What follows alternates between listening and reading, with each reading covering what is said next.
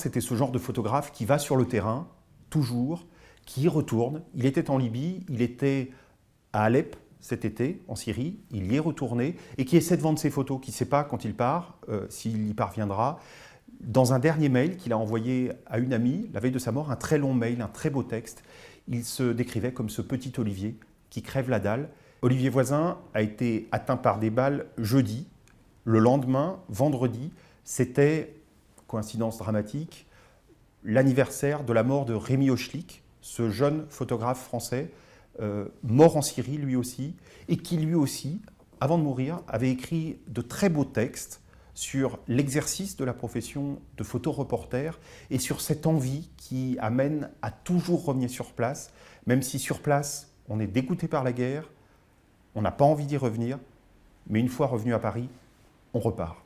C'est le 23e journaliste mort dans l'exercice de ses fonctions en Syrie depuis mars 2011, depuis le début de l'intervention. En Syrie sont en outre morts au moins 54 nets citoyens, ces citoyens qui font de l'information, qui envoient de l'information, qui tentent de témoigner sur leurs conditions de vie et celles de leurs voisins.